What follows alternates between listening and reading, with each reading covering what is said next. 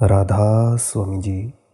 बाणी बाणी श्री गुरु रविदास जी महाराज। बिनु देखे उपजै नहीं आसा, जो दिसै सो होई विनासा। बरन सहित जो जापै नामो, सो जोगी केवल निहकामो। सबसे पहले तो आप सभी को गुरु रविदास जयंती की बहुत बहुत शुभकामनाएं। हमें ये जान लेना बड़ा ज़रूरी है कि संत रविदास कौन थे। गुरु रविदास अथवा रैदास मध्य काल में एक भारतीय संत थे जिन्होंने जात पात के अंत विरोध में कार्य किया। गुरु रविदास जी का जन्म काशी में माघ पूर्णिमा दिन रविवार को 1398 को हुआ था। उनकी माता का नाम कलसा देवी था। उनके पिता का नाम संतोख दास था। उनकी पत्नी का नाम लोना देवी बताया जाता है। रैदास ने साधु संतों की संगति से पर्याप्त व्यवहारिक ज्ञान प्राप्त किया था। वे जूते बनाने का काम किया करते थे और ये उनका व्यवसाय था और अपना काम पूरी लगन तथा परिश्रम से करते थे और समय से काम को पूरा करके बहुत ध्यान देते थे। गुरु रविदास जी और संत कबीर जी दोनों समकालीन संत थे। रविदास जी ने ऊंच नीच की भावना तथा ईश्वर भक्ति के नाम पर किए जाने वाले विवाद को सारहीन तथा निरर्थक बताया और सबको परस्पर मिलजुल कर प्रेम पूर्वक रहने का उपदेश दिया। आज भी संत रविदास के उपदेश समाज के कल्याण तथा उत्थान के लिए अत्यधिक महत्वपूर्ण है। उन्होंने अपने आचरण तथा व्यवहार से यह प्रमाणित कर दिया कि मनुष्य अपने जन्म तथा व्यवसाय के आधार पर महान नहीं होता। विचारों की श्रेष्ठता, समाज के हित की भावना से प्रेरित कार्य तथा सद्व्यवहार जैसे गुण ही मनुष्य को महान बनाने में सहायक होते हैं। इन्हीं गुणों के कारण संत रविदास जी को अपने समय के समाज में अत्यधिक सम्मान मिला और इसी कारण आज भी लोग इन्हें श्रद्धापूर्ण स्मरण करते हैं।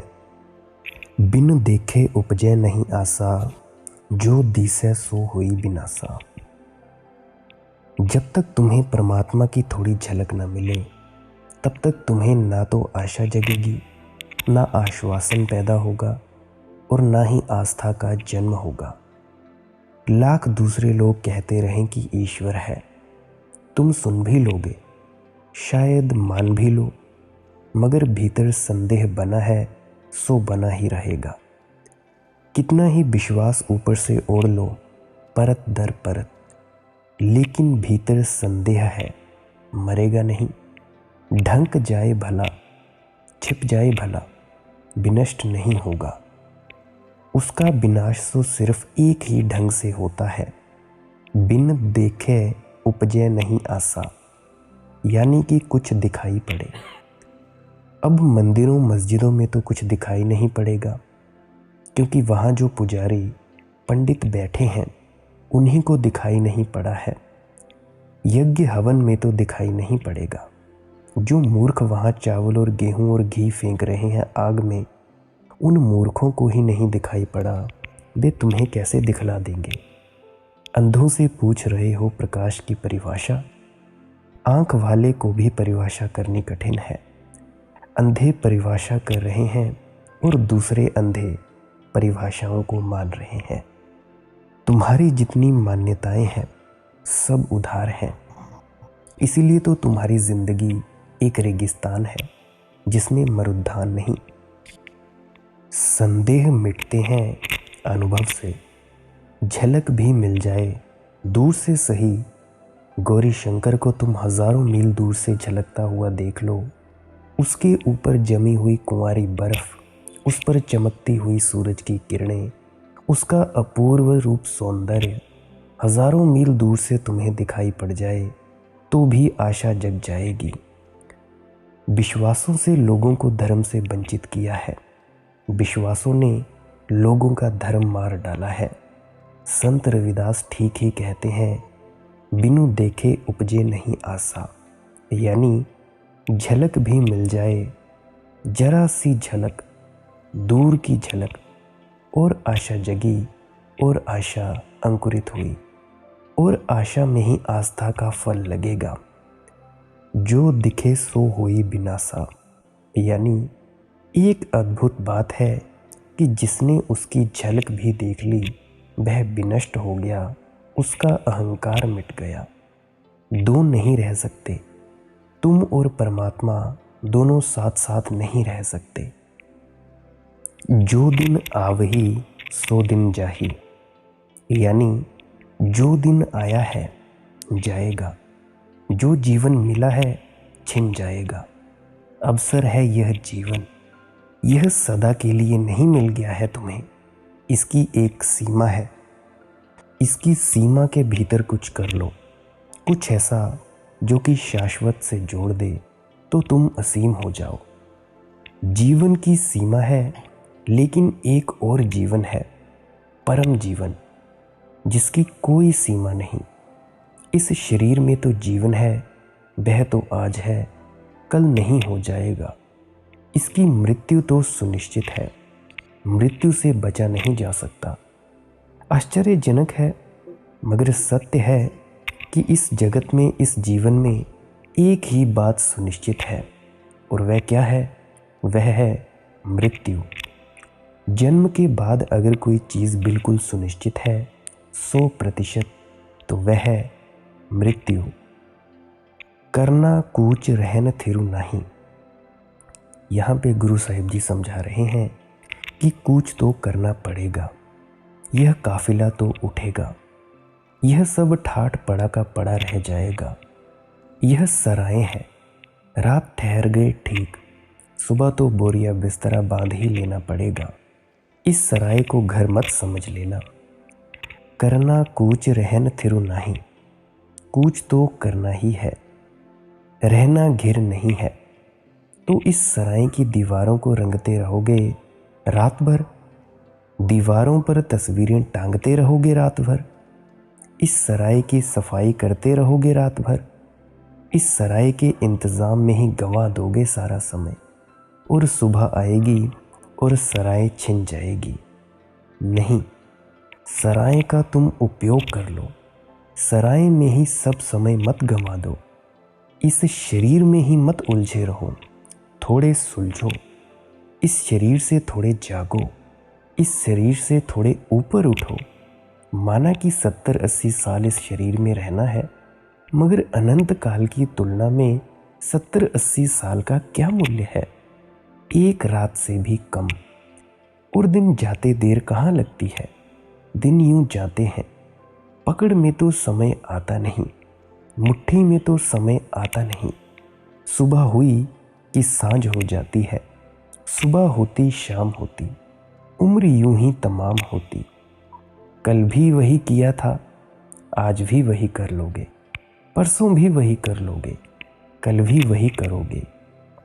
एक दिन मौत द्वार पर खड़ी हो जाएगी, क्या उत्तर दोगे? सिर झुकाकर खड़ा होना पड़ेगा, हाथ खाली होंगे। भीख मांगोगे कि थोड़ा समय और, थोड़ा जीवन और, क्योंकि यह तो बेकार गया। और उस भीख का परिणाम है कि फिर तुम्हें जन्म मिलेगा। तुम जो मांगोगे सो मिलेगा। तुम अगर फिर जन्म मांगते हो, फिर जन्म मिलेगा, फिर किसी गर्भ में पैदा हो जाओगे, मगर तुम दोहराओगे वही भूलें जो तुमने पहले दोहराई थी। शायद और भी आश्वस्त होकर दोहराओगे कि कोई फिक्र नहीं, जन्म तो फिर मिल जाता है, जल्दी क्या है। इसीलिए तो भारत में इतना आलस्य है। जन्म ही जन्म तो है, जल्दी क्या है। फिर मिलेगा जन्म, फिर मिलेगा जन्म, कर लेंगे आगे। मगर तुम ही हो, आज नहीं करोगे, कल भी तो तुम ही रहोगे। सच तो ये है कि अगर आज नहीं किया तो कल तो तुम और थोड़ी ज़्यादा तुम हो जाओगे, क्योंकि एक दिन और तुमने जी लिया, आदतें और मजबूत हो गई। मैंने सुना है महामहिम मटकानाथ ब्रह्मचारी, मुल्ला नसरुद्दीन, डब्बू जी और चंदूलाल एक बार चारों जुआ खेलते पकड़े गए। छापा मारने वाला पुलिस ऑफिसर खुशी से फूला ना समाया। चारों से उसने कहा कि चलो थाने, आज तुम्हें मजा चखाएं। वे चारों मज़े से साथ हो लिए। एक चौराहे पर पहुंचकर मुल्ला नसरुद्दीन ने कहा, माई बाप, आधी फ्लोरंग की दूरी पर ही बढ़िया चाय पान की दुकान है। कल हमें सजा हो जाएगी, फिर पता नहीं वह बढ़िया चाय पीने को हमें मिले या ना मिले, और वे मीठे और जायकेदार पान फिर खाने को मिलें या ना मिले। यदि आप आज्ञा दें तो हम चारों जाकर आखिरी बार चाय पान कर आएं, साथ में आपके लिए भी लेते आएंगे। विचार तो बढ़िया है, पुलिस ऑफिसर बोला। जाओ, जल्दी से वापस आना और मेरे लिए पान ज़रा बढ़िया बनवा कर लाना। वे चारों गए, सो गए। बेचारा पुलिस अफसर 2-3 घंटों तक उनके लौटने की राह देखता रहा।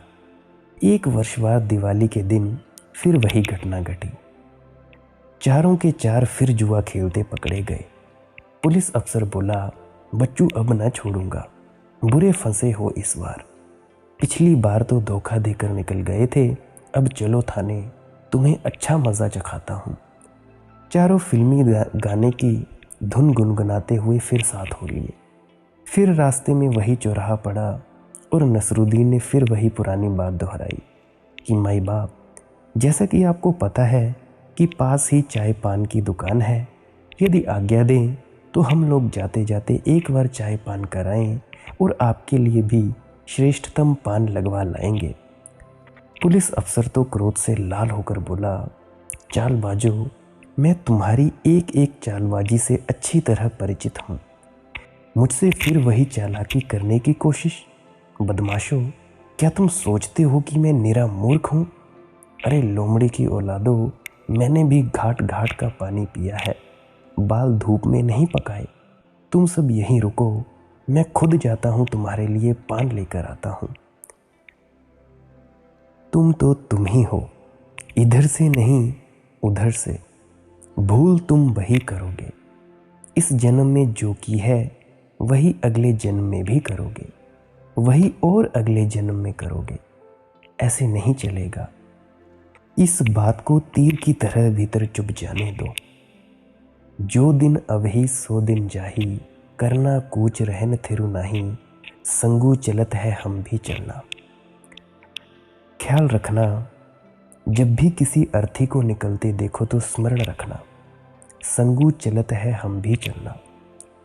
अर्थी को तो पहुंचने जाते हो मरघट तक, उतनी दूर तक संग जाते हो वह तो ठीक। यह भी याद रखना कि हमें भी चलना है देर अवेर। एक भ्रांति है मनुष्य के मन में कि सदा दूसरे लोग मरते हैं, और एक तरह से बात जंचती भी है, क्योंकि तुम तो अभी तक मरे नहीं। तुम दूसरों को शमशान घाट पहुंचा आते हो, फिर घर आ जाते हो। तुम सोचते हो कि मैं तो सिर्फ काम लोगों को मरघट पहुंचाने का करता हूँ, मैं थोड़े ही मरता हूँ। मगर जिनको तुम पहुंचा आते हो वे भी ऐसा ही सोचते रहे, वे भी पहुंचाते रहे। एक दिन दूसरे लोग तुम्हें पहुंचा आएंगे और यही सोचते हुए घर लौट जाएंगे कि बेचारा मर गया। ये ख्याल ही नहीं आता कि मैं भी बेचारा हूँ और मुझे भी मरना है। अंग्रेजी में प्रसिद्ध कहावत है कि जब चर्च की घंटियाँ बजे, क्योंकि गाँव में जब कोई मर जाता है यूरोप में तो चर्च की घंटियाँ बजती हैं ताकि गांव भर को खबर हो जाए कि जब चर्च की घंटियाँ बजें तो ये पूछने मत भेजना कि कौन मर गया है, जानना कि तुम ही मर गए। यह कहावत प्रीतिपूर्ण है, अर्थपूर्ण है, गहरी है, इसमें डुबकी मारो। जब चर्च की घंटियाँ बजें तो यह पूछने मत भेजना कि कौन मर गया। जब रास्ते से अर्थी निकले तो यह मत पूछने भेजना कि कौन मर गया, जानना कि तुम ही मरे। ये सब तुम्हारी ही शक्लें हैं, मगर लोग तो अद्भुत हैं। एक सुबह सुबह अर्थी निकली। सर्दी के दिन थे। मुल्ला नसरुद्दीन अपने आंगन में सूरज की तरफ मुंह किए धूप ले रहा है। उसकी पत्नी ने कहा, नसरुद्दीन, कोई मर गया, और जो मर गया है मालूम होता है कुछ खास आदमी रहा होगा, क्योंकि अर्थी में बहुत लोग हैं। रास्ते से अर्थी गुजर रही है। नसरुद्दीन ने कहा, बड़े बेवक्त मरा और बड़े बेवक्त अर्थी गुजर रही है। अभी मैं उस तरफ मुंह किए हूँ, अभी मैं धूप ले रहा हूँ, तू ही देख ले और हाल चाल मुझे बता देना। आदमी पीठ तक बदलने को राजी नहीं है कि लौट कर देख रहे, तो क्या खाक स्मरण करेगा कि यह मृत्यु मेरी मृत्यु है। हर मृत्यु तुम्हारी मृत्यु है। मनुष्य की ही नहीं, पीला पत्ता जब वृक्ष से गिरता है तो याद करना कि तुम गिरे। फूल जब सांझ को कुंभला जाए और झर जाए, उसकी पंखुड़ियाँ धूल में पड़ जाएं, तो जानना कि तुम धूल में पड़े हो। जब पैरों के नीचे उसकी पंखुड़ियाँ दब जाएं, कुचल जाएं, तो जानना कि तुम कुचल गए हो। ऐसा जब तुम समझने लगोगे, ऐसा जब तुम्हारे भीतर प्रगाढ़ भाव हो जाएगा, तो धर्म की क्रांति होती है, अन्यथा नहीं। मंदिर मस्जिदों में जाने से नहीं, ये सब तो खेल खिलौने हैं। संगू चलत है हम भी चलना, पहुंचा आना अर्थी को मरघट तक, मगर कह आना कि हम भी आते हैं। देर अवेर आना ही तो है। दूरी गवनू सिरु ऊपरी मरना, थोड़ी देर सही, थोड़ा और चलेंगे जिंदगी में, मगर सिर पर मौत लटकी हुई है, उससे बचा नहीं जा सकता। कितने ही तेजी से भागो, मौत से बचने का कोई उपाय नहीं है। एक सूफी फकीर के शिष्य ने सपना देखा कि रात मौत ने उसके कंधे पर हाथ रखा। नींद में भी घबरा गया। पूछा कि क्या बात है, इसलिए मेरे कंधे पर हाथ रख रही हो। तो मौत ने कहा कि मैं तुझे बताने आई हूँ कि आज शाम सूरज के डूबने के साथ मैं आ रही हूँ। चूंकि तू इस बड़े फकीर का शिष्य है, तेरे लिए यह विशेष छूट है कि तुझे मैंने पहले से खबर दे दी। नियम नहीं है यह खबर देने का, अचानक आना ही नियम है, अनायास पकड़ लेना ही नियम है। क्योंकि खबर दे दो तो लोग बचें, भागें, इंतज़ाम करें, मगर तू इस बड़े फकीर का शिष्य है, तुम पर दया करके मैं कह देती हूँ, कुछ करना हो तो कर लो, ज़्यादा देर नहीं बची है। आधी रात ही उसकी नींद खुल गई। घबरा गया बहुत। फ़कीर से पूछा कि मैं क्या करूं? फ़कीर ने कहा, अब करने को और क्या है, अब तो एक ही उपाय है कि ले मेरा घोड़ा और जितने दूर निकल जा सकता है निकल जा। इस जगह रुकना अब एक क्षण ठीक नहीं। फ़कीर मजाक कर रहा था, मगर शिष्य मजाक को समझ ना सका। उसने तो ले लिया घोड़ा और भागा, जी जान छोड़कर भागा। रास्ते में पानी पीने तक को नहीं रुका, भागता ही गया, भागता ही गया। मीलों भागने के बाद सांझ होते होते दमिश्क शहर के बाहर जाकर एक आम की बगिया में ठहरा। बड़ा प्रसन्न था कि इतना दूर निकल आया, अब मौत कहाँ खोजती फिरेगी। अपनी ही पीठ ठोंकी, अपनी ही नहीं ठोंकी, फिर घोड़े की भी ठोंकी और घोड़े से कहा कि तू भी दमदार है, क्योंकि उसको भी ना दिन भर चारा मिला ना पानी मिला, और कहा तेरी चाल भी तेज है, हो भी क्यों ना, है मेरे गुरु का घोड़ा, तूने मुझे बचा लिया। सूरज ढल रहा है, हम इतने दूर निकल आए, अब कहाँ मौत पता लगाएगी। यह बात ही वह घोड़े से कर रहा था, और तो कोई था नहीं वहाँ, मगर बात करनी ही थी तो घोड़े से ही कर रहा था। तभी वह हाथ जो रात सपने में उसके कंधे पर पड़ा था, फिर उसके कंधे पर पड़ा। घबरा कर देखा, पीछे मौत खड़ी है। मौत खिलखिलाकर हंस रही है। उसने कहा, धन्यवाद तो घोड़े को मैं भी दूंगी कि ठीक वक्त पर ठीक जगह ले आया। यही वह वृक्ष है जिसके नीचे तुम्हें मरना है। असल में रात मुझे इसलिए आना पड़ा, मैं बहुत चिंतित थी कि तुम इस वृक्ष तक 12 घंटे में कैसे पहुंचोगे, इसीलिए तुम्हें पूर्व से सूचना देनी पड़ी, क्योंकि जब तक तुम यहाँ ना पहुंच जाओ तब तक मैं नहीं आ सकती। घोड़ा दमदार है, और तुम भी आदमी हिम्मत के हो। मैं तो चिंतित थी कि शक था मुझे कि तुम पहुंच पाओगे सांझ होते होते, मगर तुम पहुंच गए और मैं आ गई। यही जगह है जहां तुम्हें मरना है। कहाँ भागोगे? इतने ही तेज घोड़ों को ले लो, हवाई जहाज पर सवार हो जाओगे। कहाँ भागोगे? मौत से नहीं भाग पाओगे। द्वरी गवनु सिर ऊपरी मरना। कितनी ही दूर निकल जाओ, मगर ध्यान रखना कि मौत सदा सिर के ऊपर है। जहां भी होगे वहीं मरोगे। मृत्यु तो होनी ही है। क्या तू सोया जाव अयाना। संत रविदास जी समझा रहे हैं कि मृत्यु जैसी घटना घेरे हुए है और फिर भी तुम कैसे अज्ञानी हो कि सो रहे हो। जागो। यह सूफी फकीर का शिष्य नहीं पूछा गुरु से कि अभी 12 घंटे हैं, अमृत का स्वाद चखा दो। जिंदगी को गई ही गई, सांझ मौत आएगी सो आएगी। बड़ी कृपा है कि पहले खबर दे दी उसने। अब तक तो ध्यान नहीं हुआ, अब सारी शक्ति लगा देता हूँ 12 घंटों में, क्योंकि अब बचाने को भी क्या है, अब दांव पर सब लगा देता हूँ। यह नहीं पूछा उसने, यह पूछा कि अब क्या करूं, मौत से कैसे बचूं। गुरु ने भी तो मजाक किया था कि तू घोड़ा ले ले और निकल भाग।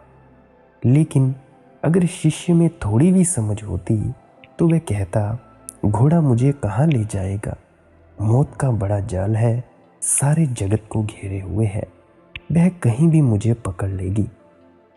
आप मुझे इस तरह धोखा ना दें।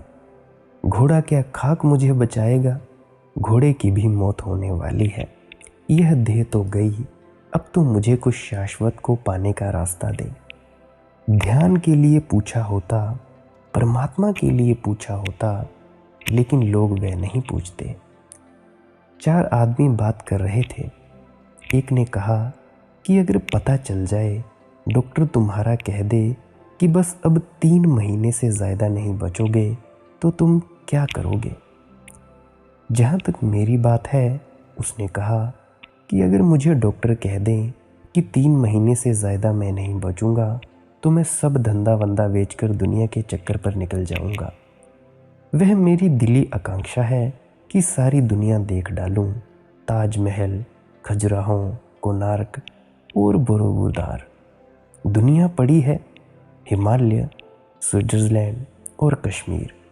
देखा नहीं, जिंदगी भर धंधे में ही पड़ा रहा, ये दुकान पर ही बैठा रहा।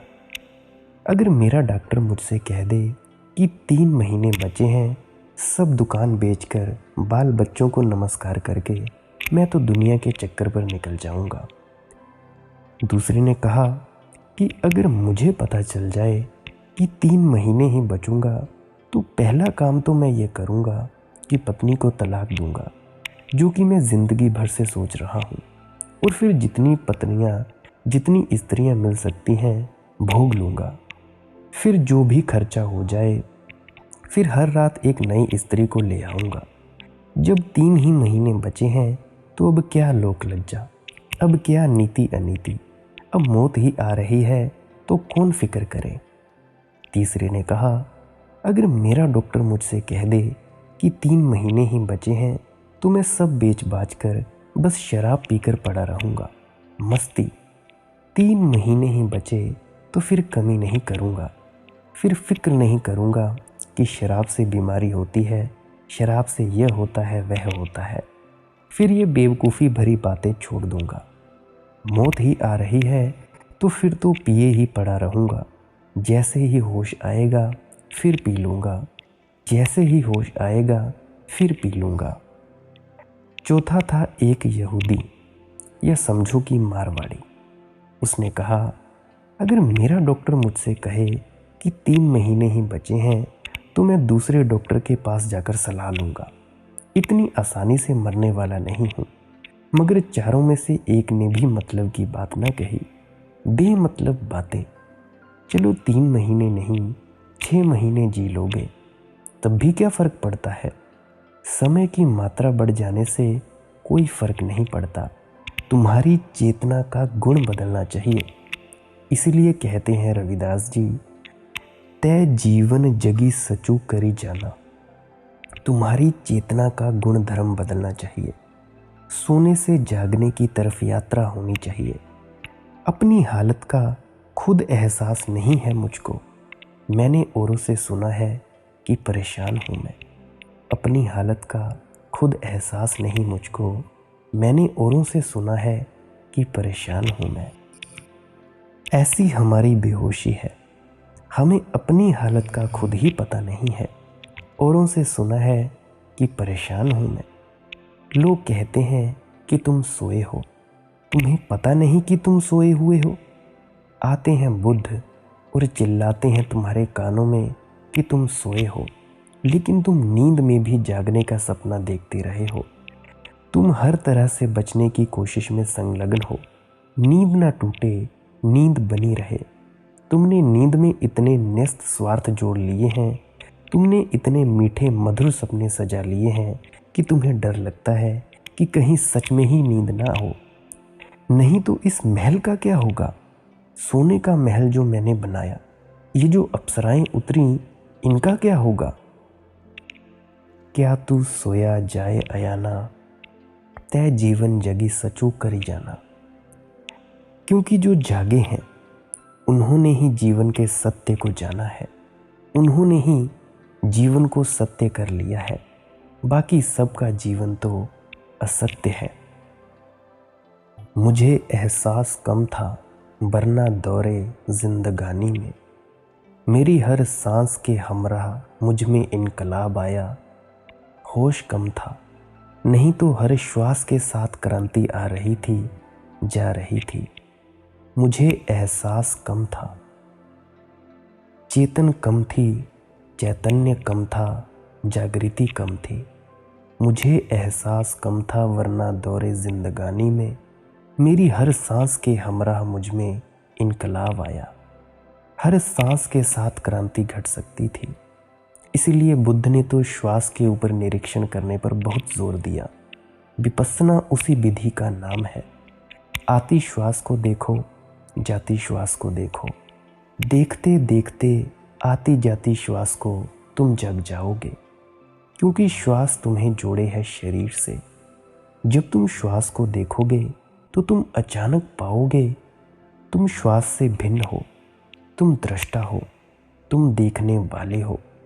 और जिसने जान लिया कि मैं सांस से भिन्न हूँ, अलग हूँ, उसने जान लिया कि मैं शरीर से अलग हूँ, क्योंकि शरीर से जोड़ने वाली गांठ सांस है। अगर मैं सांस से ही भिन्न हूँ तो सांस ने जिस शरीर को जोड़ दिया है उससे भी तो मैं भिन्न हूँ। इसमें फिर कोई संदेह नहीं रह जाता। मुझे एहसास कम था वरना दौरे जिंदगानी में। मेरी हर सांस के हमराह मुझ में इनकलाब आया। प्रतिपल क्रांति तुम्हारी श्वास के साथ आ रही है, जा रही है। ज़रा एहसास बढ़ाओ, ज़रा चैतन्य जगाओ, ज़रा जागो। ध्यान की सारी विधियाँ जागरण की विधियाँ हैं। कैसे भी हो, बस जागना है। कोई अलार्म लगाकर जाग जाता है, कोई पड़ोसी से कह देता है द्वार पर दस्तक दे देना, कोई अपनी पत्नी से कह देता है कि आंख पर ठंडे पानी के छींटे मार देना, और कोई जिसे पता है, समझ है थोड़ी, अपने से ही कहकर सो जाता है। अगर नाम उसका राम है तो कहता है, राम मुझे ठीक 5 बजे जगा देना, और तुम चकित होोगे कि ठीक 5 बजे नींद खुल जाएगी। अगर तुम समग्र भाव से ये विचार करके सो गए हो कि 5 बजे मुझे उठा देना, तो ठीक 5 बजे तुम्हारी नींद खुल जाएगी, क्योंकि तुम्हारे शरीर के भीतर भी एक घड़ी है जो काम कर रही है। अब तो वैज्ञानिक शरीर की इस घड़ी से राजी हो गए हैं, तभी तो तुम्हें ठीक वक्त पर भूख लग जाती है और ठीक समय पर नींद आ जाती है और ठीक समय पर नींद खुल भी जाती है। अगर ज़रा देर हो जाए तो पेट गुड़गुड़ाने लगता है। वह शरीर की घड़ी कहने लगती है कि अब बहुत देर हुई जा रही है। अगर ज़रा देर हो जाए तो आंखों में झपकी आने लगती है। शरीर कहता है समय हो गया, अब बिस्तर लो। ज़्यादा देर बिस्तर पर पड़े रहो, नींद खुलने का समय हो गया है तो सिर भारी हो जाता है, फिर दिन भर सुस्ती पकड़ने लगती है। शरीर के अंदर भी एक घड़ी है। 24 घंटे शरीर की घड़ी काम कर रही है। अगर थोड़ा होश हो तो तुम अपने से ही कहकर सो जा सकते हो, वही जागरण हो जाएगा। लेकिन अगर इतना होश ना हो तो किसी गुरु को खोजो कि तुम्हारे द्वार पर दस्तक दे दे। किसी ऐसे गुरु को खोजो कि दस्तक देकर ही ना लौट जाए। अगर ना उठो तो सिर पर डंडा भी मारे। अगर चीना झपटी भी करना पड़े तो करे, मगर खींचकर बिस्तर से बाहर निकाल ले। लेकिन जागना तो होगा, अन्यथा जीवन व्यर्थ जा रहा है। प्रतिपल हाथ से तुम गंवा रहे हो एक परम संपदा। और कैसे कैसे धोखे आदमी अपने को दे देता है। पहला तो सबसे बड़ा धोखा ये है कि आदमी सोचता है मैं जागा ही हुआ हूँ। यह सबसे बड़ा धोखा है। अब और क्या जागना है? आँख खुली है, दुनिया को देख रहा हूँ। चलता हूँ, उठता हूँ, बैठता हूँ, सड़क से गुजरता हूँ, घर आता हूँ, दफ्तर जाता हूँ, हर किसी से टकरा नहीं जाता, तो जागा ही हुआ हूँ। यह सबसे बड़ा धोखा है, क्योंकि जिसने मान लिया कि मैं जागा ही हुआ हूँ, अब वह जागने का कोई उपाय नहीं करेगा। गुरजीएफ कहता था एक कहानी बार बार कि एक जादूगर के पास बहुत सी भेड़ें थीं और उसने पाल रखा था भेड़ों को भोजन के लिए। रोज़ एक भेड़ काटी जाती थी, बाकी भेड़ें देखती थीं, उनकी छाती थर्रा जाती थी। उनको ख्याल आता था कि आज नहीं कल हम भी काटे जाएंगे। उनमें जो कुछ होशियार थीं वे भागने की कोशिश भी करती थी, जंगल में दूर निकल जाती। जादूगर को उनको खोज खोज कर लाना पड़ता। ये रोज़ की झंझट हो गई थी। और ना वे केवल खुद भाग जाती और भेड़ों को भी समझाती कि भागो, अपनी नौबत भी आने वाली है, कब हमारी बारी आएगी पता नहीं। ये आदमी नहीं है, यह मौत है। इसका छुरा देखते हो, एक ही झटके में गर्दन अलग कर देता है। आखिर जादूगर ने एक तरकीब खोजी। उसने सारी भेड़ों को बेहोश कर दिया और उनसे कहा, पहली तो बात यह कि तुम भेड़ हो ही नहीं। जो कटती हैं वह भेड़ है, तुम भेड़ नहीं हो। तुम में से कुछ सिंह हैं, कुछ शेर हैं, कुछ चीते हैं, कुछ भेड़िए हैं। तुम में से कुछ तो मनुष्य भी हैं। यही नहीं, तुम में से कुछ तो जादूगर भी हैं। सम्मोहित भेड़ों को यह भरोसा आ गया। उस दिन से बड़ा आराम हो गया जादूगर को। वह जिस भेड़ को काटता, बाकी भेड़ें हंसती कि बेचारी भेड़, क्योंकि कोई भेड़ समझती कि मैं मनुष्य हूँ और कोई भेड़ समझती कि मैं तो खुद ही जादूगर हूँ, मुझको कौन काटने वाला है।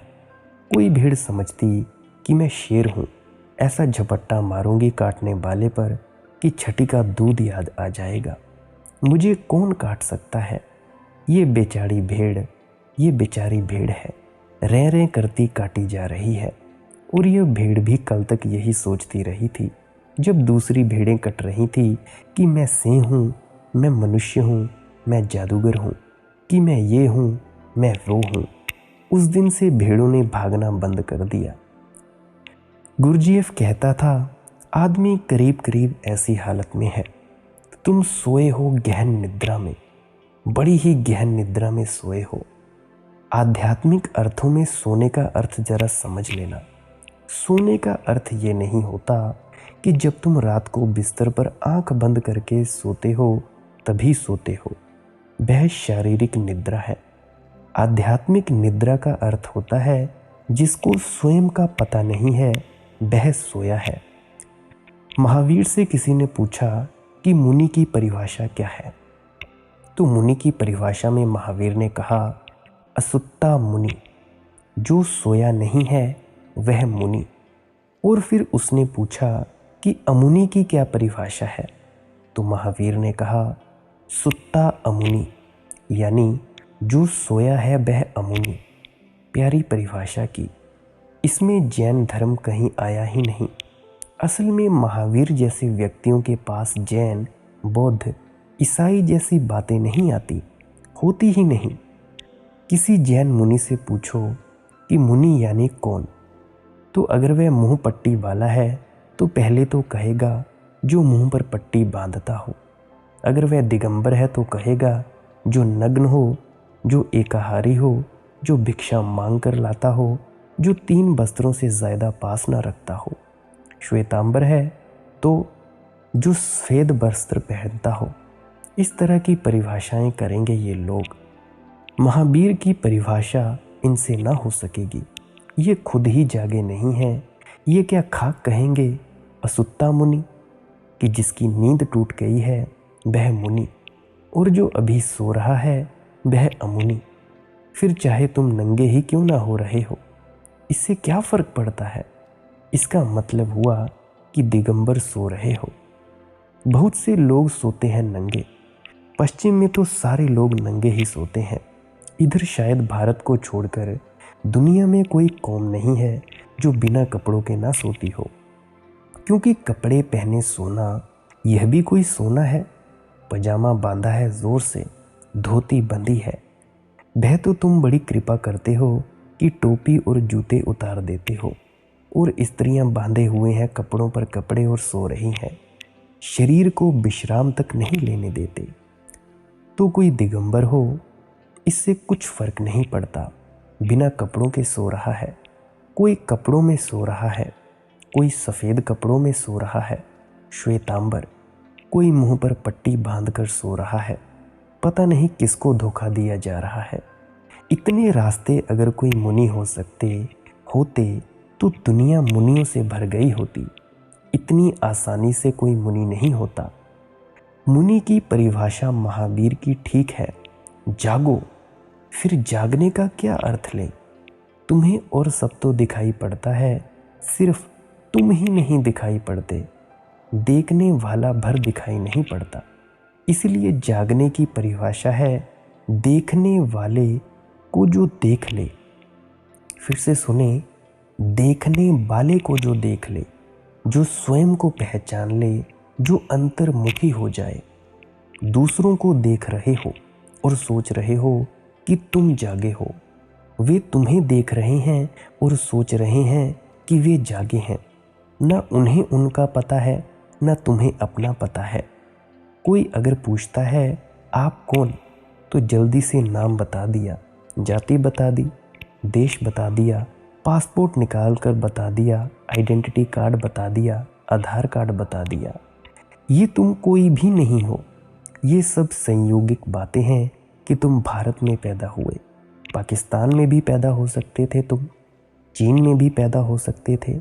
यह संयोगिक बात है कि तुम्हारे माँ बाप ने तुम्हारा नाम रख दिया। तुम्हारा नाम कृष्ण हो सकता था। एक हिंदू को मैं जानता हूँ, उनका नाम है राम प्रसाद, था कहना चाहिए। फिर वे मुसलमान हो गए और उनका नाम हो गया खुदा वख्या। वे मुझसे मिलने आए। मैंने पूछा, कहो राम प्रसाद कैसे हो। उन्होंने कहा, राम प्रसाद? राम प्रसाद अब मेरा नाम नहीं है, मैं मुसलमान हो गया।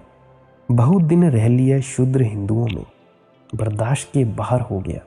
बहुत अत्याचार हुआ मेरे ऊपर। तो मैंने कहा, अब तुम्हारा नाम? उन्होंने कहा, खुदा वख्या। मैंने कहा, बड़ी हैरानी की बात है। खुदा वख्या का वही मतलब होता है जो राम प्रसाद का। राम का प्रसाद कहो या खुदा की बख्याशी, एक ही बात है।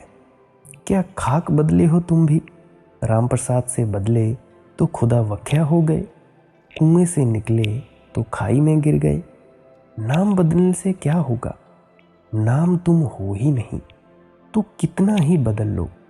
ना तुम नाम हो, ना तुम जाति हो, ना तुम वर्ण हो, ना तुम धर्म हो। मंदिर जाओ कि मस्जिद, अगर सोए हो तो सोए सोए मंदिर जाओगे, सोए सोए मस्जिद जाओगे। सवाल जागने का है। तुम्हें पता ही नहीं कि तुम कौन हो, लेकिन धोखा दे दिया गया है। नाम पकड़ा दिया तो तुम सोचते हो कि यही नाम मैं हूँ। उसी नाम को लेकर जिंदगी भर गुजार लोगे। कभी सोचोगे भी कि नहीं, नाम मैं कैसे हो सकता हूँ। अनाम पैदा होते हैं सभी बच्चे। किसी बच्चे से तो पूछो पैदा होते से ही कि भाई तेरा नाम, कहाँ से आ रहे हो, कौन हो, जाति, वह चुप ही रहेगा। उसको नाम, जाति, धर्म इत्यादि सीखने में 2-4 साल लग जाएंगे। तुमने एक मजे की बात देखी, छोटे छोटे बच्चे शुरू शुरू में एक बड़े महत्व की बात कहते हैं। जैसे तुमने बच्चे का नाम मुन्ना रख दिया, तो जब बच्चे को भूख लगती है तो वह कहता है मुन्ना को भूख लगी है। यही बड़ी महत्वपूर्ण बात है। अभी उसका तादात्म्य नहीं हुआ उस नाम मुन्ना से। अभी वह मुन्ना को अलग मानता है। वह कहता है मुन्ना को भूख लगी है। वह ये नहीं कहता कि मुझे भूख लगी है। अभी मैं और मुन्ना में भेद है। धीरे धीरे भेद मिट जाएगा। जब भी मुन्ना को भूख लगेगी बाद में, तब तक वह मुन्ना लाल हो जाएगा तो वह कहेगा मुझे भूख लगी है। लेकिन सच ये है कि बच्चा ज़्यादा ठीक कह रहा था कि मुन्ना को भूख लगी। मैं तो देखने वाला हूँ कि मुन्ना को भूख लगी। स्वामी राम ऐसे ही बोलने लगे थे। वे ये नहीं कहते थे कि मुझे प्यास लगी है। वे कहते थे राम को प्यास लगी है, राम को भूख लगी है। एक जगह अमेरिका में कुछ लोगों ने उन्हें बहुत गालियां दी, अपमान किया। वे खड़े हंसते रहे। एक आदमी ने पूछा कि आप हंस क्यों रहे हैं? आपकी समझ में नहीं आ रहा हम गाली दे रहे हैं? उन्होंने कहा, राम को तुम जितनी चाहे गाली दो, मेरा क्या लेना देना। मेरा कोई नाम ही नहीं है। अनाम पैदा हुआ हूँ, अनाम हूँ, अनाम जाऊँगा। राम से अपना लेना देना क्या है? तुम दे रहे हो गाली, मैं मस्त हो रहा हूँ। मैं देख रहा हूँ कि अजीब है ये लोग भी, किसको गाली दे रहे हैं जो है ही नहीं। किस राम की बात चल रही है? तुम मुझे गाली दे ही नहीं सकते, क्योंकि तुम्हें मेरा नाम ही पता नहीं है। तुम मेरा अपमान नहीं कर सकते, क्योंकि तुम्हें मेरा नाम ही पता नहीं है। तुम मेरे मुंह पर भी अगर कालिक पोत दो तो वह मुझ पर नहीं लगेगी, क्योंकि मैं शरीर नहीं हूँ। मेरा अंतरतम तो वैसा ही उज्जवल रहेगा, वैसा ही स्वच्छ। तुम्हारे हाथ ही खराब होंगे। अब तुम अपनी ज़बान ही खराब कर रहे हो गालियाँ देकर। मैं देख रहा हूँ कि बेचारे कितनी मेहनत कर रहे हैं। किसको गाली दे रहे हैं जो है ही नहीं, जो केवल एक कल्पना मात्र है। नाम सब कल्पित है, मगर हम कल्पनाओं को अपना मान लेते हैं। हमारा जागना कल्पित है और इस कल्पना में ही हम भटक लेते हैं और इसी कल्पना में ही हम जीते जी मर जाते हैं। सो इसीलिए जो जागा है केवल उसी ने ही सत्य को जाना है। जिनी दिया सूरज को अम्बरावे। जीवन मिला है और तुम केवल जीविका ही जुटा रहे हो। जीवन बस जीविका जुटाने में बिता दोगे। रोटी रोज़ी, कपड़ा मकान। और मैं नहीं कहता कि यह ज़रूरी नहीं है। रोटी भी ज़रूरी है, कपड़ा भी ज़रूरी है, मकान भी ज़रूरी है, मगर और भी ज़रूरतें हैं। इससे भी बड़ी ज़रूरतें हैं। ये सीढ़ियाँ हैं, इनका उपयोग कर लो, लेकिन मंदिर को मत भूल जाना। जीविका कमा लेना जीवन नहीं है। जीविका तो शरीर के लिए ज़रूरी है और जीवन तो आत्मा का होता है। उस मालिक को पहचानो जो सब घटों के घट में विराजमान है। संत रविदास जी कहते हैं कि मैंने तो एक ही प्रार्थना जानी, जिस दिन मैं और मेरा छोड़ दिया वही बंदगी है। तो प्यारी साथ संगत जी, आज के लिए बस इतना ही। आप सभी को प्यार भरी राधा स्वामी जी।